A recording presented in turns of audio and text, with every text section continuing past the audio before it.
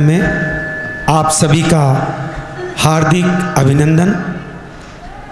जिज्ञासाएं आपकी और समाधान मुनि पुंगव सुधा सागर महाराज जी के। एक बार जोरदार ताली बजा के इस कार्यक्रम का हम हार्दिक अभिनंदन करें, हार्दिक स्वागत करें। सुधा कलर्स चैनल के माध्यम से ऑनलाइन ये क्वेश्चन जिज्ञासा हमें प्राप्त हुई है। नमोस्तु गुरुवर, जिनागम पर प्रशस्त श्रद्धा कैसे बनाए? जिनागम पर प्रशस्त श्रद्धा जो बनती है, स्वयं में तत्व को पहचानने की योग्यता होना चाहिए। स्वयं में अभी दोपहर में स्वाध्याय में आया कि जो आगम लिखने वाला है, जो तुम्हारा उपदेश देने वाला है, वह व्यक्ति के प्रति आपकी क्या प्रामाणिकता है, आप उसको क्या समझते हैं। तो पहला तो जिनागम को जो उपदेश देने वाला है उसके प्रति आपका क्या सिद्धांत है। जैसे अरहंत देव, हम अभी तत्व की तरफ न जाएं, तत्व बताने वाले के प्रति आपका क्या सिद्धांत है। क्या यह सही बोलता है? क्या इसकी बात को हमारा हितकारी है? जैसे आप डॉक्टर के पास जाते हैं तो आप ना तो दवाई जानते हैं ना ऑपरेशन जानते हैं, आप डॉक्टर को जानते हैं और नीचे दस्तखत कर देते डॉक्टर साहब मरे और जिए, आपकी कोई जिम्मेवारी नहीं। अकेले मरीज को आपने ऑपरेशन थिएटर में एक संसारी डॉक्टर के वहाँ भेज दिया।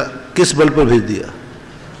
विश्वास के बल पर, क्योंकि आपका ये विश्वास है कि डॉक्टर गलत नहीं कर सकता। तो इसी प्रकार से चाहे नमोकार मंत्र हो, चाहे भगवान हो, चाहे महाराज हो, उन्हीं व्यक्तियों से हमारा कल्याण हो सकता है जब पहले विश्वास है कि ये मुझे गलत मार्ग पर नहीं ले जा सकते, ये हमारा अहित नहीं कर सकते, इनकी बात कभी झूठ नहीं हो सकती। ऐसा अंदर से श्रद्धान होने पर जिनागम के प्रति श्रद्धान बढ़ जाता है। हर्ष के अहमदाबाद से पूछते हैं, महाराज जी क्या मोबाइल टीवी आदि में आपका प्रवचन भोजन करते समय एवं लेते समय सुनने में कुछ दोष है क्या? ये आपकी नैतिकता है, सभ्यता है कि आपको उस प्रश्न का मूल्यांकन कितना है। कल के दिन ये भी पूछ लेना कि मुझे पाखाने में टाइम लगता है, यदि मैं वहाँ प्रवचन सुनता रहूँ तो अच्छा है, वहाँ साउंड लगा लो। कई लोगों को बड़ा टाइम लगता है, तो टाइम भी निकल जाएगा और एक माइक वहाँ लगवा लो, आराम से एक पंथ दो काम होते जाएंगे। तो ये नैतिक सभ्यता कहलाती है। ये तुम्हारे खुद के ऊपर आधारित है कि तुम्हारी दृष्टि में उस प्रश्न का मूल्य कितना है। नहीं सुनना चाहिए।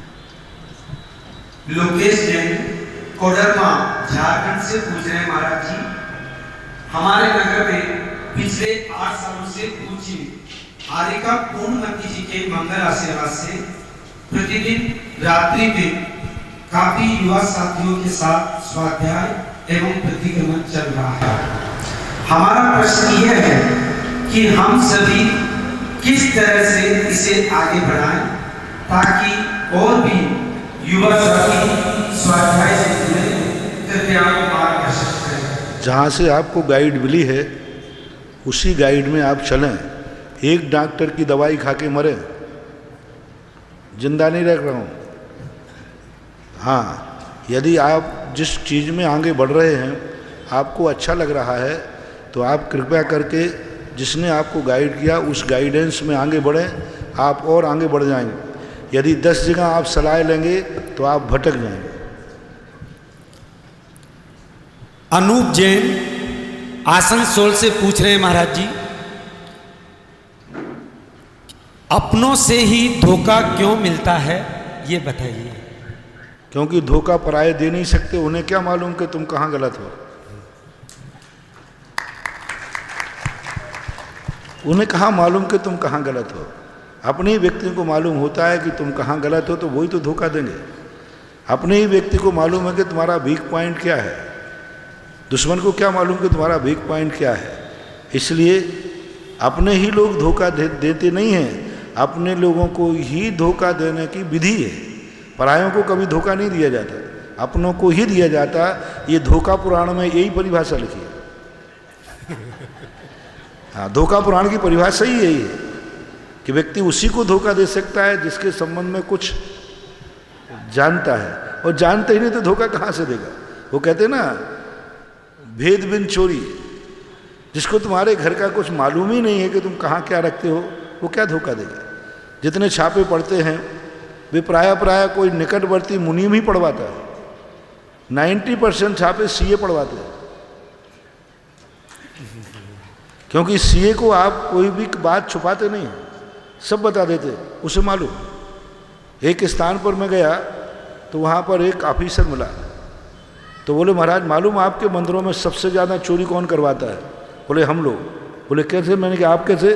बोले आप मुझे पुरातत्व का ऑफिसर मानते हो तो हर चीज़ दिखाते। महाराज आइए साहब, मेरे यहाँ एक मूर्ति पुरानी है, चाहे 2000 वर्ष पुरानी, क्योंकि मैं तो ऑफिसर हूँ पुरातत्व का।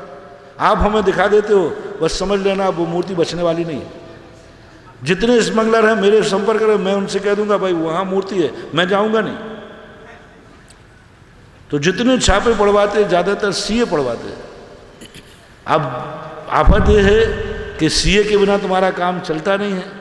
सीए को सब कुछ नहीं बताओगे तो भी काम चलेगा नहीं, और खतरा भी उसी से है। करें क्या, सपेरे की मौत सांप से ही होती है।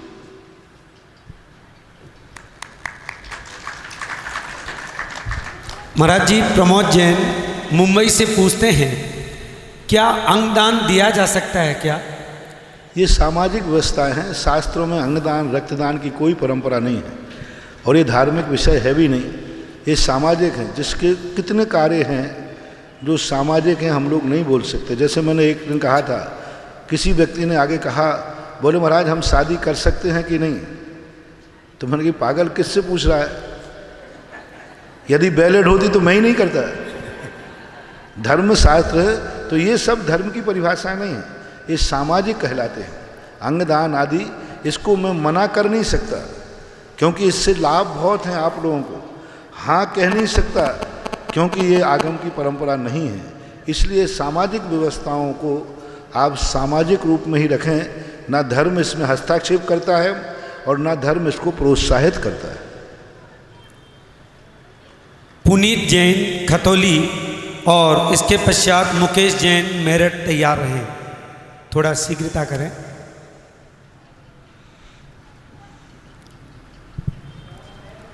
नमोस्तु स्वामी।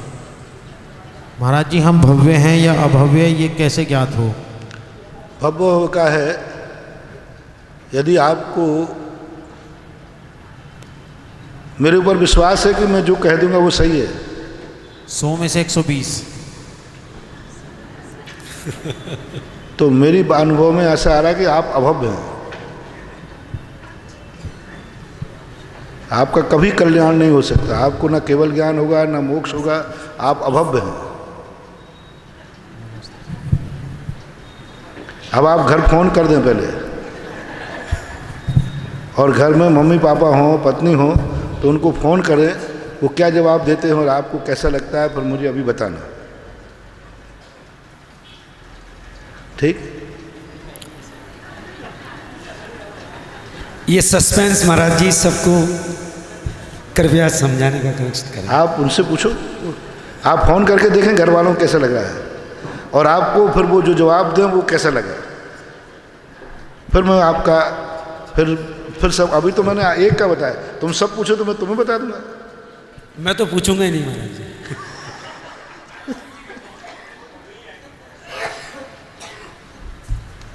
ठीक?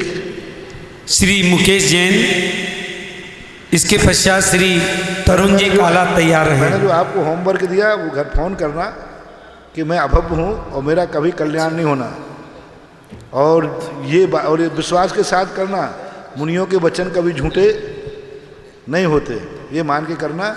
और फिर क्या वो कहते हैं और तुम्हारे लिए कैसा लगता है, वो अनुभूति मुझे बता के ही जाना है। और अभी 2 मिनट बता दो तो सब सुन लेंगे। हाँ बोलिए। नमोस्तु स्वामी। स्वामी, सुबह चर्चा हो रही थी स्वाध्याय में कि नमोकार मंत्र को सुनाने से चाहे वो त्रियंश हो चाहे मनुष्य हो, उसकी गति सदगति बन जाती है यदि उसका उपयोग है। और हमारे यहाँ एक जैन विद्वान जयपुर के हैं, उनके पारस चैनल पर उनके प्रवचन में मैंने सुना, वो कह रहे थे भैया मुझे मरते समय नमोकार मंत्र सुनाना, मैं तो अपनी आत्मा में रमन करूँगा। जबकि वे विद्वान हैं, सविस्तर हैं, तो ये आगम में दो बात क्यों है? अब उनकी बात जो है, उनकी विनाशकालीन विपरीत बुद्धि आ जाती तब ऐसी बातें और थी, ऐसी बात उनको समझ में आती है।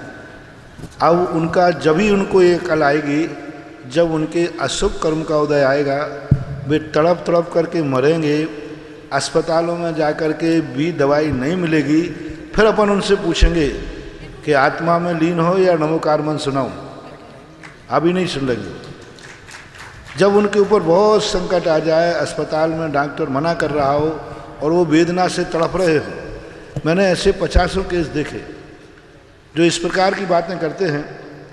और जब वो मेरे पास लाए गए तो बोले महाराज जी मैं मर रहा हूँ, तड़प रहा हूँ। मैंने कहा भाई आप आत्मा में लीन हो जाओ, ये तड़पन तो सब बाहर की है। तो बोले नहीं महाराज आत्मा फात्मा कुछ नहीं दिख रही है। तो मैंने कहा भाई नमोकार मंत्र एक ऐसी शक्ति है जिसे सुनाने से शांति हो जाएगी। वो कहते आत्मा गई भाड़ में, आप तो नमोकार मंत्र सुना दो, यही बहुत है। तो ऐसे व्यक्तियों को जब तक कर्म की, क्योंकि 2 प्रकार के अपराधी होते हैं, एक अपराध करने के बाद मजिस्ट्रेट के पास स्वीकार कर लेते हैं मेरे से गलती हुई, और एक वो होते हैं जो अभी अपराध स्वीकार नहीं करेंगे, पुलिस रिमांडर पर लेगी और रिमांडर की पिटाई के बाद फिर वो स्वीकार कर लेंगे। तो ऐसे लोग जब कर्म की मार पड़ेगी तो नमोकार मंत्र, तो मैंने कहा था ना एक दिन कि कर्म की मार में व्यक्ति भगवान पहले अभिषेक भी नहीं कर रहा था, बोले ये कोई धर्म है क्या, भगवान का गंधोदक लेना अभिषेक कोई धर्म है क्या। और जब कर्म की मार पड़ी तो गधे के पैर धो के पी जाते हैं। इसलिए ऐसे व्यक्तियों की आप चिंता ना करें, इन्हें कर्म अपनी रिमांडर पर लेकर के नमोकार मंत्र पढ़वा देगा, आप नहीं छोड़ना। आप यही चिंता करना, क्योंकि पूज्यपाद स्वामी ने स्पष्ट लिखा है कि हे भगवान मैं कुछ नहीं चाहता हूँ, जब मेरे मरण का समय आए तो मेरे मुख से नमोकार मंत्र निकले, ऐसा पूज्यपाद स्वामी ने लिखा है। श्रीमती रजनी जी काला, मुंबई। नमोस्तु गुरुदेव, नमोस्तु गुरुदेव, नमोस्तु गुरुदेव। मेरा प्रश्न ये है कि आचार्य श्री के संघ का चातुर्मास मुंबई की तरफ नहीं होता है? नहीं, बड़े आदमियों की अंदर की बातें छोटे लोगों को नहीं बताना चाहिए। इसलिए मैं छोटा हूँ, वो मेरे अंदर की बात बता सकते हैं, लेकिन चूंकि वो मेरे गुरु हैं तो बड़े लोगों के अंदर की बातें छोटों को बताना अपने घर का बंडा भोर करना है। आप लोग घर में यदि आप बच्चे आप लोगों के घर के अंदर की बात यदि बाहर बताएं तो गड़बड़ हो जाएगा। इसलिए बड़े लोग कब कहाँ चतुर्मास करेंगे ये हमें बताने का अधिकार नहीं है, और मैं अनधिकृत चेष्टा करना नहीं चाहता। नमस्ते। श्रीमती सीमा सेठी और श्रीमती प्रतिभा जैन तैयार हैं, जल्दी।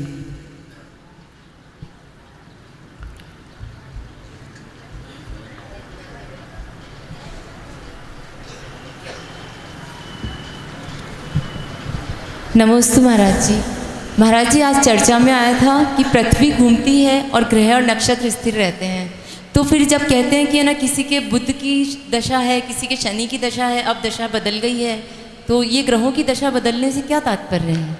दशाओं का बदलने का अर्थ है ये बुध शनि ग्रह कुछ नहीं करते, ये थर्मामीटर है, ये संकेत है। जैसे व्यक्ति अपनी जांच के माध्यम से देखता है कि इसका बुखार बढ़ रहा है या घट रहा है, कितना वायरस कम हुए कितने ज़्यादा हुए, तो ये प्रकृति ने जांच की मशीन यंत्र लगाए हुए हैं कि इस व्यक्ति का यदि इस कुंडली में जन्म हुआ है तो वो ऐसे कर्मों को लेकर आ रहा है। ये थर्मामीटर है हमारे ज्योतिष शास्त्र के अनुसार कि यदि उसका इस नक्षत्र में जन्म हुआ है तो उसने अपने पूर्व भाव में कैसे कैसे कर्म किए हैं वो उनको लेके आ रहा है, वो नक्षत्र बता रहा है कि इस नक्षत्र में ऐसे व्यक्ति का जन्म होता है जो ऐसे कर्म करता है।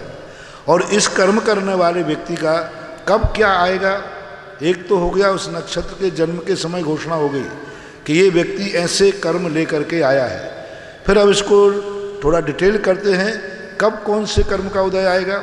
इस नक्षत्र में रहने वाले का 10 साल के बाद इस साल में कौन से कर्म का उदय आएगा, वो ये जो छोटे और ग्रह होते हैं ये ग्रह बताते थे। जैसे ये जन्म के समय ही उस ग्रह ने बता दिया कि इसकी कल बुध की महादशा 10 साल बाद चलेगी, शुक्र की महादशा चलेगी। तो ये जितना भी है प्रकृति की जांच मशीन है हमारे कर्मों की, किसका कैसा उदय में आने वाला। जैसे आप लोगों के यहाँ बीमारी के लिए जांच मशीनें होती ना, किसको कौन सी बीमारी है, कौन सी क्या, तो ये पूरा ज्योतिष मंडल हमारी जिंदगी की जांच की मशीन है। सबके डिपार्टमेंट अलग अलग है। नमस्ते महाराज जी। महाराज जी, मैं पूछना चाह रही थी, राजा सैनिक ने महावीर स्वामी के समोर श्रेणी में 60,000 क्वेश्चन पूछे थे, तो महाराज जी थोड़ा बताइए कि कैसे कौन से क्वेश्चन पूछे होंगे। 60,000 प्रश्न तो जिंदगी भरी प्रश्न ही है, जब तक व्यक्ति सबको प्रत्यक्ष नहीं कर लेता। ऐसे प्रश्न बहुत सारे हैं, 60,000 तो बहुत कम पूछे। प्रश्न तो तुम्हारी ज़िंदगी में, हमारी ज़िंदगी में इतने हैं कि अभी हमें यही पता नहीं कि भगवान सही में है कि नहीं, क्योंकि हमारे ज्ञान का विषय नहीं है। तो प्रश्न तो जितने तत्व हैं, जितने नए हैं, उतने प्रश्न बनाए जा सकते हैं। तो 60,000 प्रश्न कोई एक दिन में तो नहीं पूछे थे ना, उन्होंने जितना काल में समोषण में बैठे रहे प्रश्न पूछे, और कई प्रश्न तो उपदेश के बाद भी प्रश्न आ जाते हैं। श्रीमती नविता जैन, कोटा। अब 60,000 प्रश्न करना है तो अपन ने एक बार प्रश्न को दिया कि महाराज मेरा भाव है कि तरुण काला का इतिहास क्या है। लो, एक प्रश्न हो गया। दूसरा प्रश्न हो गया तरुण काला की श्रीमती का भविष्य क्या है। चौथा प्रश्न बनाते जाओ, यानी जितनी जनता है उतने प्रश्न हो जाएंगे, जितने त्रिशला का प्रश्न उतने प्रश्न हो जाएंगे, जितने द्रव्य गुण पर्याय हैं उतने प्रश्न हो जाएंगे। ज्ञान किसे कहते हैं, दर्शन किसे कहते हैं, चारित्र किसे कहते हैं, जो जो प्राप्त योग्य नहीं है उसके परोक्ष है, वे सब प्रश्न हम पूछ सकते हैं कि भारत में भूकंप कब आएगा।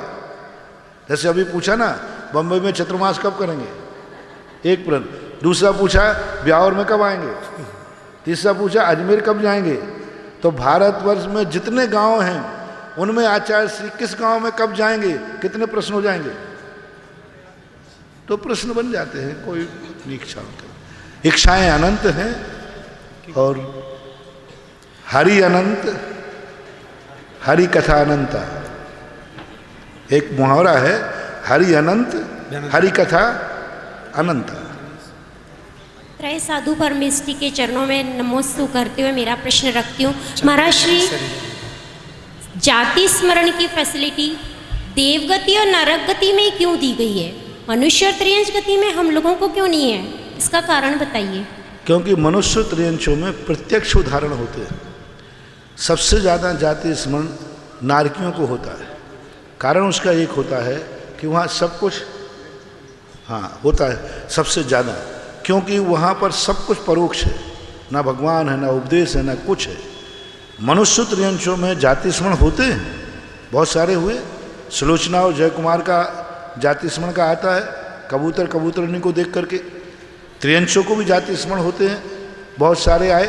हमारे यहाँ पद्म पुराण जी में आया, भरत को देखकर त्रिलोक मंडल, एक हाथी है, वो भरत को देखकर जाति स्मरण हो गया। हमारे यहाँ आया राजा श्रेयांश को आदिनाथ भगवान को देखकर जाति स्मरण हुआ। तो आता है, ऐसी बात नहीं है। लेकिन अपने यहाँ क्या है, समाधान के बहुत सारे साधन हैं। त्रियंशों में ना होने के कारण से नारकियों में इसलिए ज़्यादा होता है। सभी चारों गतियों के जीवों को जाति स्मरण हो सकता है, कोई बाधा नहीं।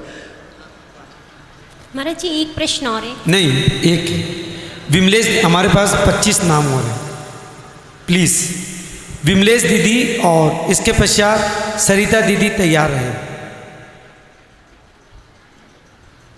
महाराज जी के चरणों में नमोस्तु करते हुए एक शंका है कि सम्यक दृष्टि जीव के प्रसम, संवेग, अनुकंपा, आस्तिक 4 गुण होते हैं, लेकिन जब नरक में सम्यक दृष्टि होते हैं तो उस समय प्रसम, संवेग, अनुकंपा कैसे घटित होंगे? प्रसम और संवेग, अनुकंपा जो अविरत सम्यक दृष्टि के कहे गए हैं, ये चारित्र रूप नहीं है। चारित्र रूप नहीं हो सकता, क्योंकि उसके चारित्र है ही नहीं। प्रसम भाव, उसको क्रोध आता है, लेकिन वो कहता है कि नहीं, ये मुझे नहीं करना चाहिए, ये मेरा स्वभाव नहीं है, लेकिन करता है। संवेग भाव आता है, ओहो मैं कहाँ संसार में उलझाऊँ, लेकिन मैं छोड़ नहीं पा रहा हूँ। तो उनके श्रद्धा रूप प्रसम, संवेग, अनुकंपा, दया करने का भाव होता है। जीव को मारता नहीं है, फिर भी जीव खेती कर रहे तो मर रहा है। खेती करते हुए जीव मर रहे हैं, फिर भी वो सोचता है नहीं, ये ठीक नहीं हो रहा है, गलत हो रहा है। उसे अपने किए हुए का एहसास होता है। तो नारकों में मार काट करते हैं, लेकिन उनके अंदर प्रतीति आती है नहीं, ये नहीं करना चाहिए, लेकिन करूं क्या, वो मुझे मार रहा है, वो मुझे मार रहा है, नहीं मारूंगा तो और मारेगा, लेकिन ये ठीक नहीं है।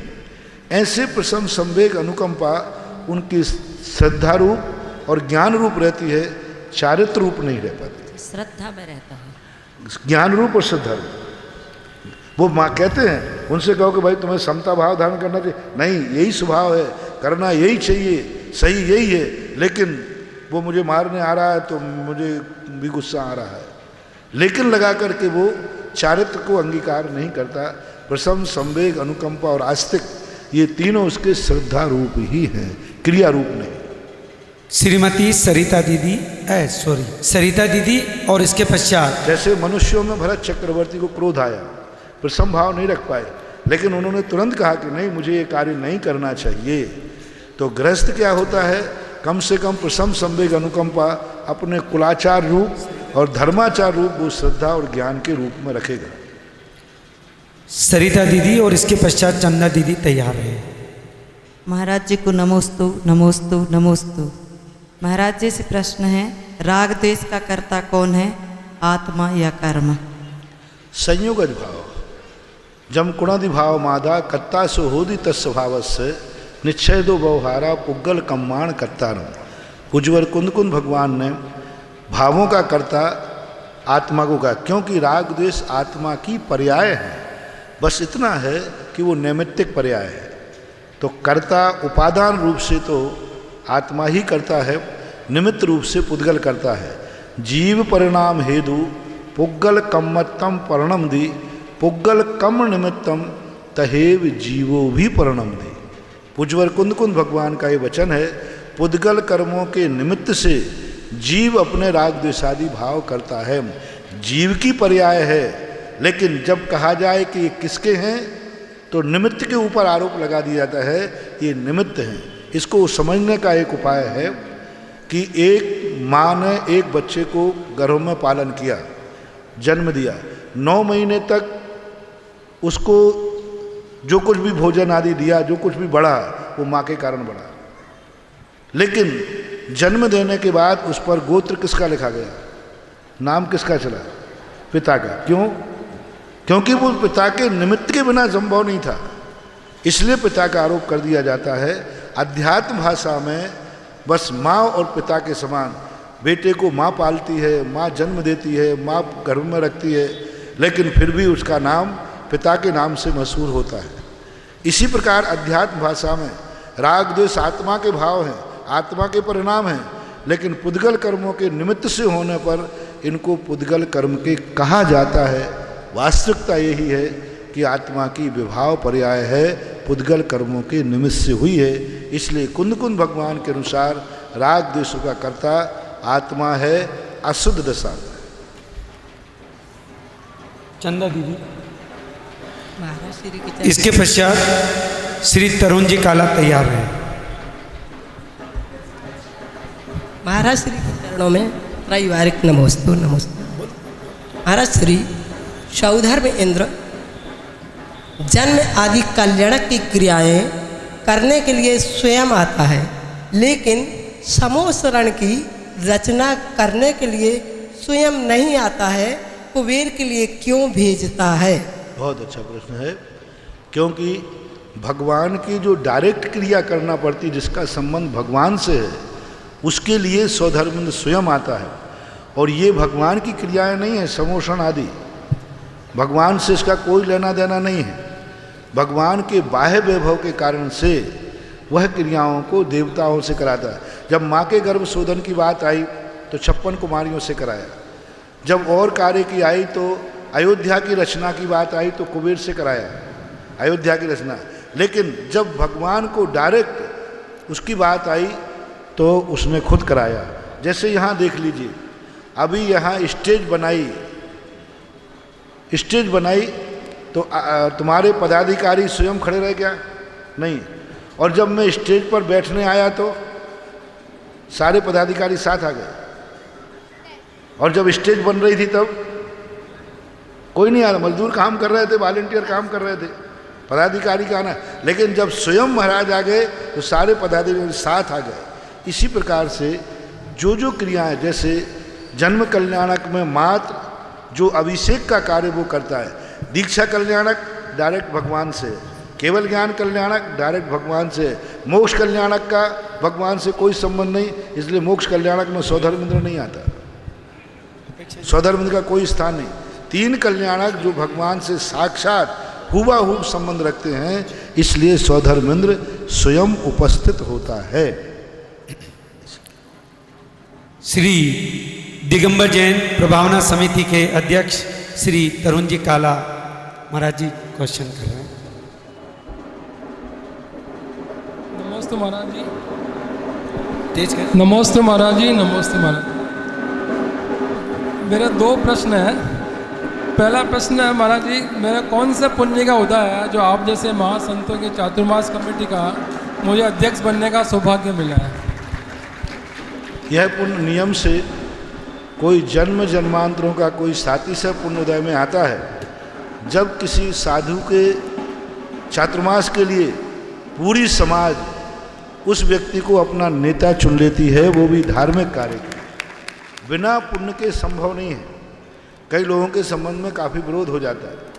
जब सारी समाज ये कर सकती है कि एक विश्वास के साथ में कोई किसी व्यक्ति का नेतृत्व चुनते हैं बिना चुने हुए, तो नियम से पुण्य का उदय होता है।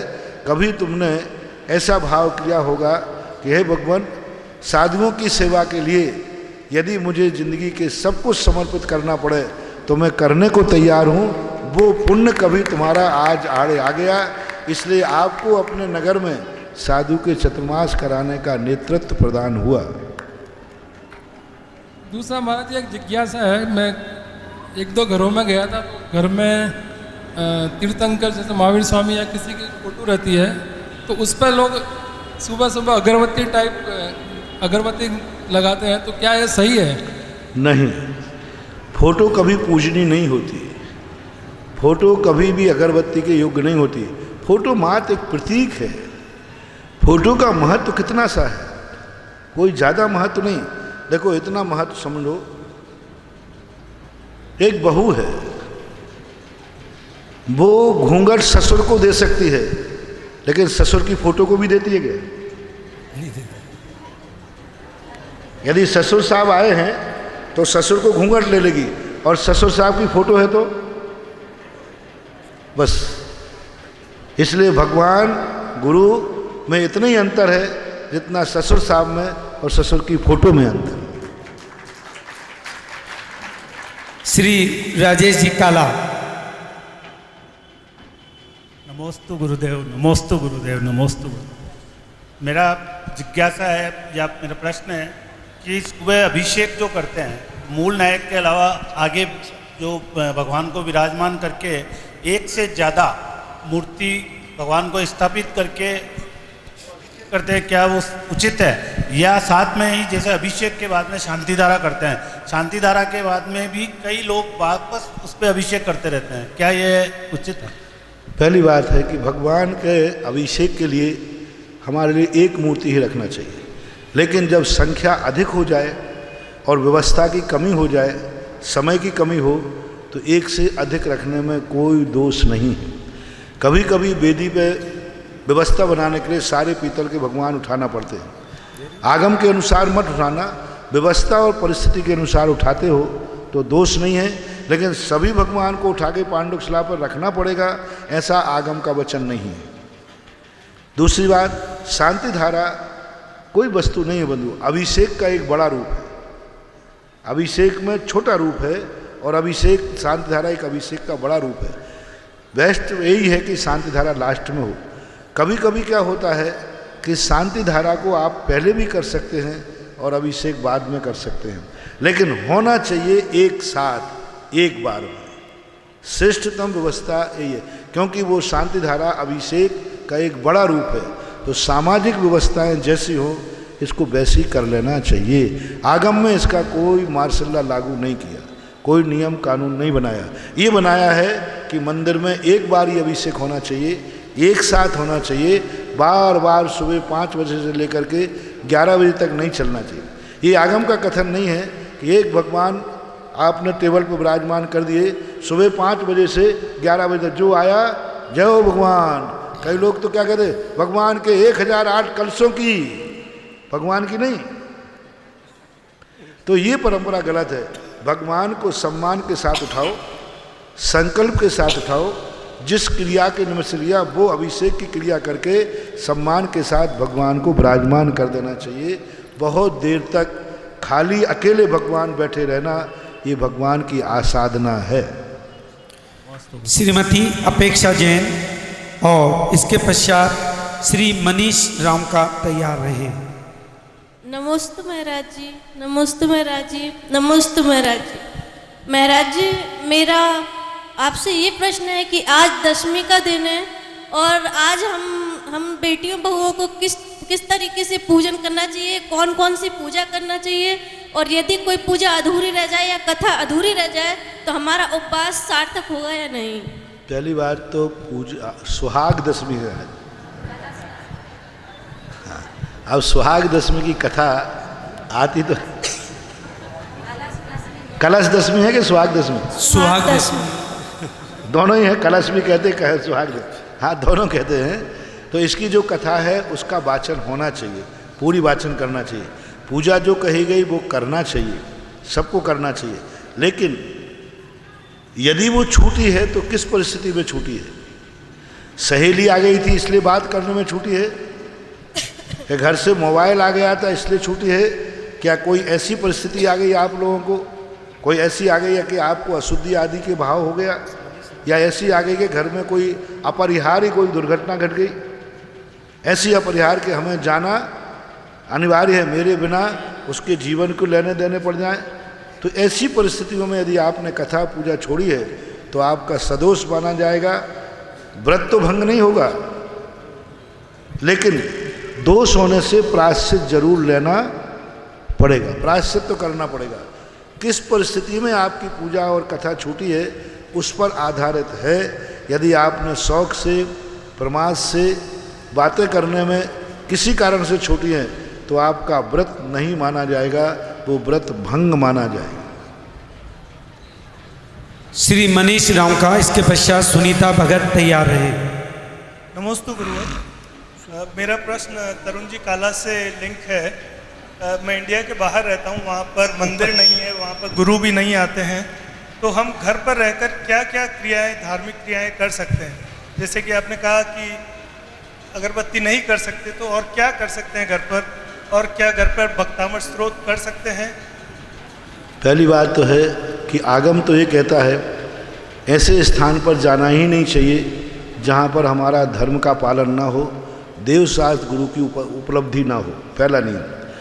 फिर भी तुम्हारी मजबूरी है तो फोटो की पूजा ना करके फोटो को एक प्रतीक मान लो और एक स्थान पर बैठ करके भक्तामृत पाठ, जो पूजाएं हैं उन पूजाओं को शब्दात्मक पढ़ करके जितना समय मंदिर में लगाते हैं उतना समय घर के किसी एकांत स्थान में या कोई संकल्पित पूजा के स्थान पर बैठ करके उतनी देर उतनी क्रियाएं पढ़ लेने मात्र से आपको 33 नंबर तो मिल ही जाएंगे कम से।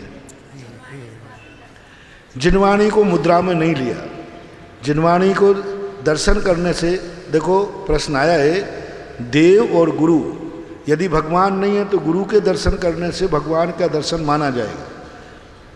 और गुरु नहीं है तो भगवान का दर्शन करने से गुरु मत, क्योंकि दोनों की मुद्राएं हैं, लेकिन जिनवाणी दर्शन कहीं नहीं लिखा, जिनवाणी दर्शन नहीं लिखा, इसलिए वो रख लें, स्थापित करने में कोई बाधा नहीं है, लेकिन वो दर्शन विधि के लायक नहीं है, क्योंकि दर्शन मुद्रा का किया जाता है और जिनवाणी में मुद्रा है नहीं।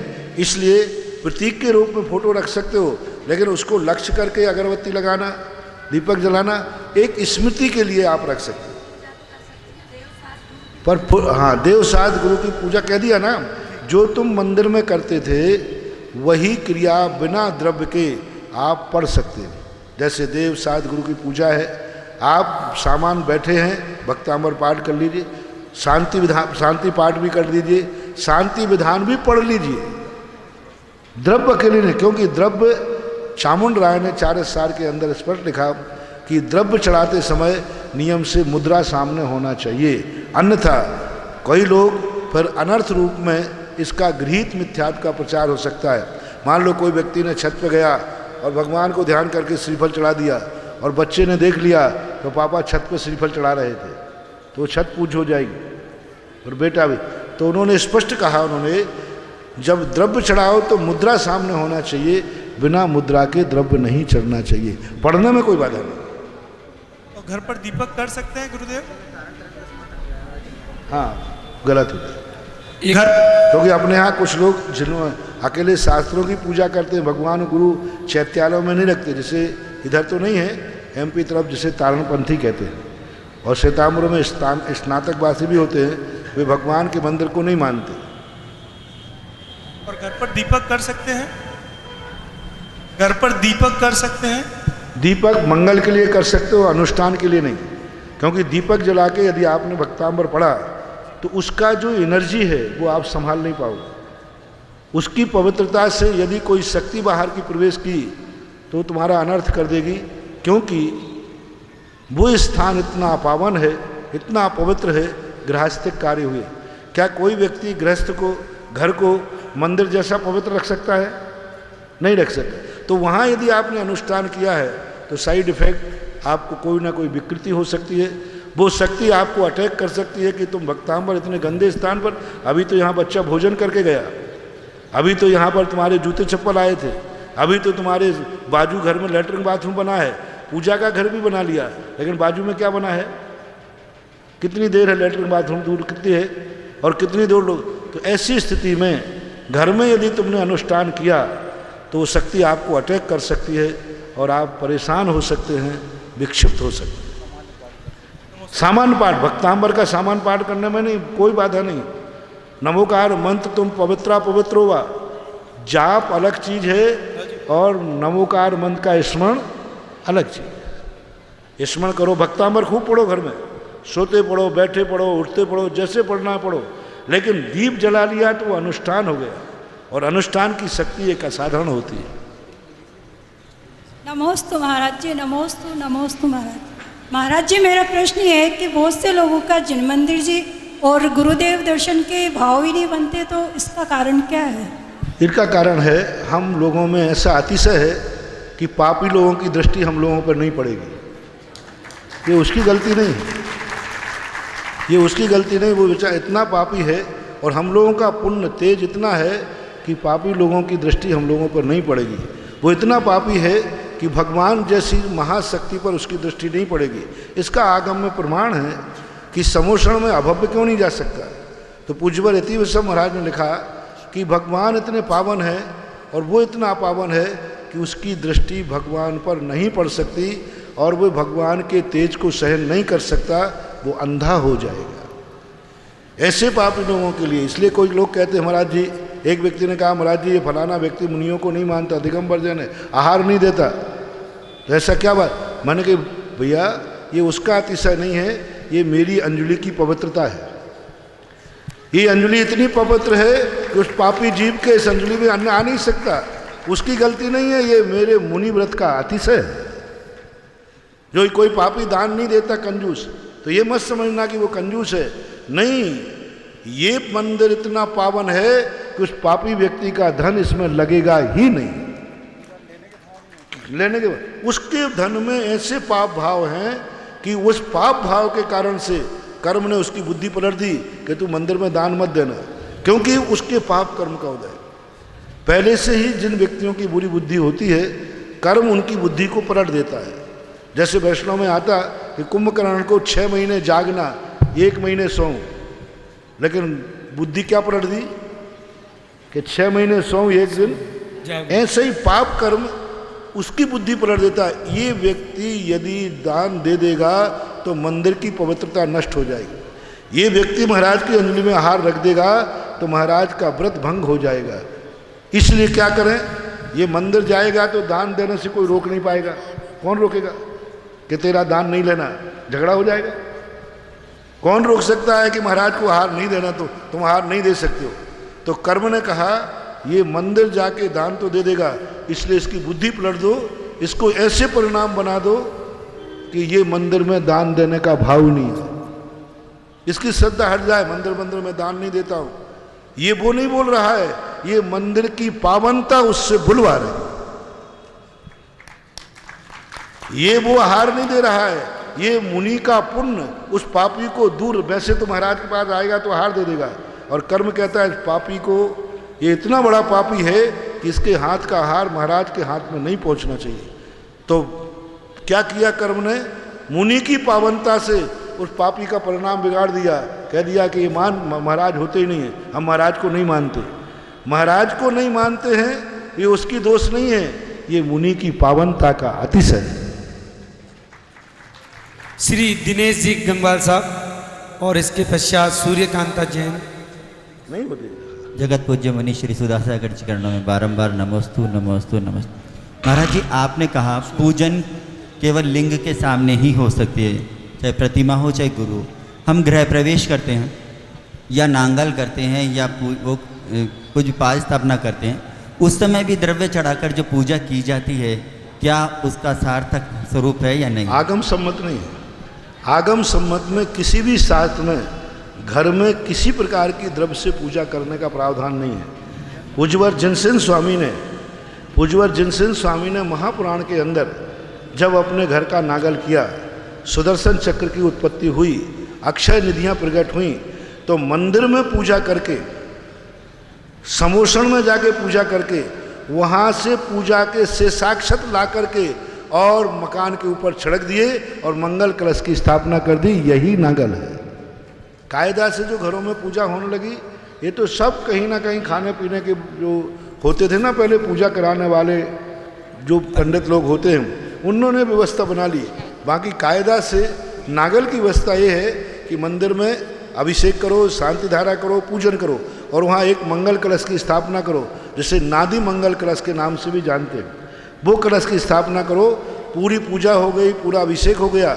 जब तुम पूरी पूजा हो जाए, एक कटोरे में बचे हुए शेषाक्षत, चढ़े हुए नहीं, बचे हुए शेषाक्षत और उस कलश को गाजे बाजे के साथ घर ले जाओ और प्रवेश करते ही वो पुष्पों को फेंकते जाओ और प्रवेश करते जाओ। ये सबसे बड़ा मांगलिक गृह प्रवेश। पूज्यवर जिनसेन स्वामी महापुराण। महाराज जी आपने यंत्र वगैरह जो घरों में ले जाने की परंपरा है, आगम से कहीं नहीं आई। ये सब पंडितों ने इतना सत्यानाश कर रहे हैं। शादी ब्याह में जेब में यंत्र डला रहता है, जेब में यंत्र डाला, देखो कान से देखना, जेब में यंत्र डला है, जेब में से निकाला, सिंहासन पर बैठाला, अभिषेक किया और उठा के जेब में डाल लिया। अब बोलो काय की पवित्रता है? यंत्र जेब में पड़ा हुआ है, जूते चप्पल पहन के गए और यंत्र पड़े हुए लोग।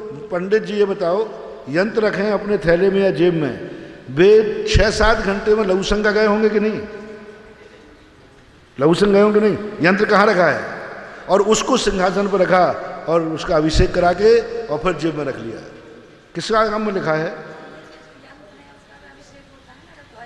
तो मंदिर के जो यंत्र हैं वे जेब में तो नहीं रखते, इनकी प्रतिष्ठा होती है, मंदिर का पवित्र होता है, ये भगवान जैसे पूज्य होते हैं।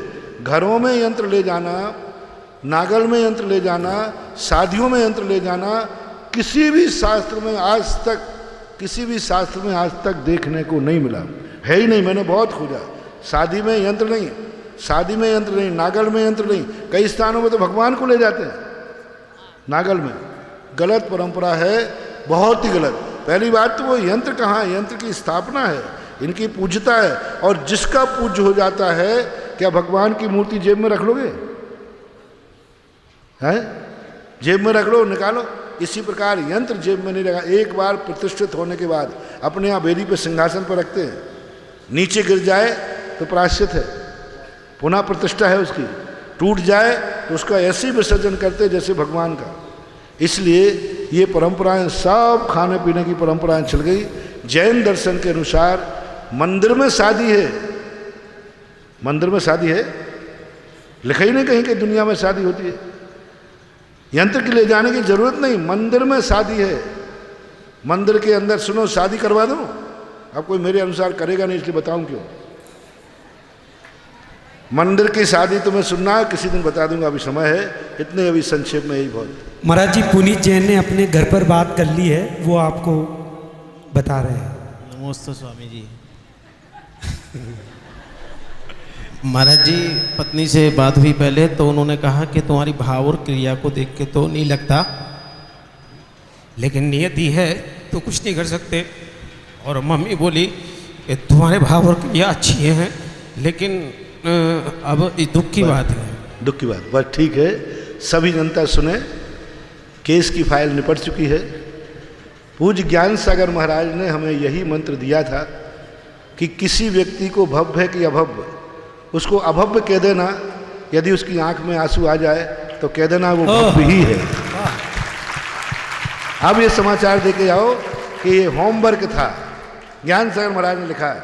अभव्य को अभव्य कहने पर उसको फीलिंग नहीं होगी, वो कहता होगा अभव्य, क्या फर्क पड़ता है, हाँ चले जाना महाराज, तुम हम रह जाएंगे संसार में।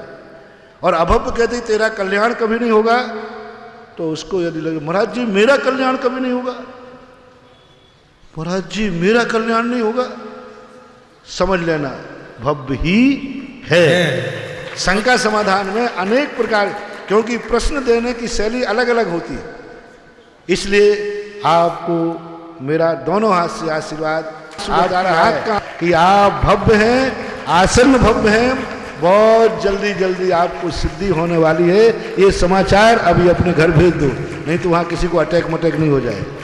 महाराज जी नमोस्तु नमोस्तु नमोस्तु। घर भेज दो समाचार है कि ये हमारी परीक्षा थी, ये गुरुजी ने प्रश्न पत्र दिया था और आज भरी सभा में महाराज ने हमें भव्य संघ घोषित किया है और भव्य ही हो, ये मेरा आशीर्वाद है। महाराज जी मेरा असली भव्यपना प्रकट हुआ कि आप जैसे साधु और विद्यासागर जैसे मुनिराज मिले, और सबसे बड़ी बात मिलने से नहीं है, मेरी श्रद्धा आप पे बनी, ये सबसे बड़ी बात है। आप भव्य हो, बस खत्म हो गया बात। एक बार जोरदार ताली बजा के पुनीत जैन जी को हम, इसलिए मैंने कहा कि अभी कर लो, नहीं तो कलकत्ता पर मामला गड़बड़ हो जाए। श्रीमती सूर्यकांता जैन, अजमेर, लास्ट। महाराज जी के चरणों में बारंबार नमोस्तु नमोस्तु। अभी समाचार दे देना भाई। महाराज जी हमारे यहाँ 9 देवता हैं, अरियन सिद्ध आचार्य उपाध्याय सर्व साधु जिंदर जिनागम जिन चेतालय।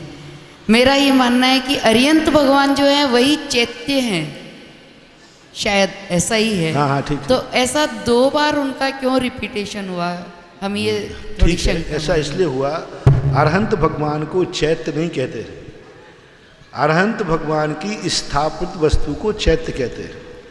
समोषण को मंदिर नहीं कहा, समोषण को चैत्यालय नहीं कहा। समोषण पांडुकशिला होती है, उसे चैत्यालय शब्द का प्रयोग नहीं किया।